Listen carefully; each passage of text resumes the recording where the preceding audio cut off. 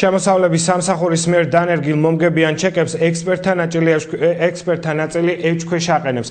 9 მილიონიანი ფონდი, რომელიც მომგებიანი ჩეკებისთვის არის განკუთვნილი, შესაძლოა პროდუქციის გაძვირების მიზეზი გახდეს. ლადო პაპავა ამბობს, რომ გათამაშებისთვის საჭირო ბიუჯეტი მოსახლეობისა და მეწარმეების ხარჯზე ივსება. ირაკლი დანელია დეტალებით.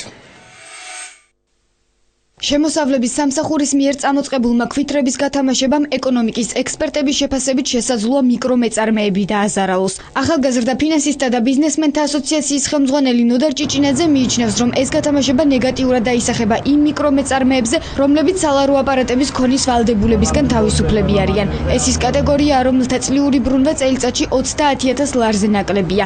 ეკონომისტი ამბობს, რომ მსგავსი სახის პროდუქტები ლათინური ამერიკის ქვეყნებშიც არსებობდა, თუმცა შედეგი ვერ გამოიღო. ყურადღებაა გასამახვილებელი თუ საიდან მოხდება საპრიზო ფონდის ფორმირება, რამდენადაც ვიცი ბიუჯეტში ეს თანხა გაწერილი არ არის. მთავარი ეჭვი ჩემი აზრით არის ბიუჯეტში სახსრების მობილიზება, ვინაიდან წელს საარჩევნო წელია და ხელისუფლებას თავისი საარჩევნო კამპანიის დასაფინანსებლად სახსრები ესაჭიროება. ეკონომიკის ექსპერტი ლადო პაპავა არ გამორიცხავს, რომ უახლოეს პერიოდში ჩეკების გათამაშებამ საკვებ პროდუქციაზე ფასებიც გაზარდოს. პაპავასთვის გაუგებარია, საიდან გამოიყო ჩეკების გათამაშებისთვის გამოყოფილი 9 მილიონიანი საპრემიო ფონდი.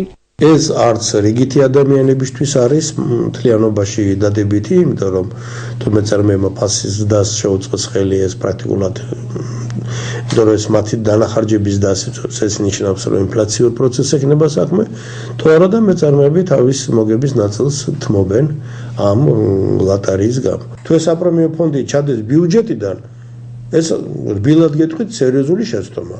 იმიტომ რომ ბიუჯეტმა უნდა დაფაროს პირველ რიგში ის ხარჯები, რომელიც არის აუცილებელი ქვეყნის საჭიროებისთვის და ლატარიის საპრემიო ფონდის შექმნას.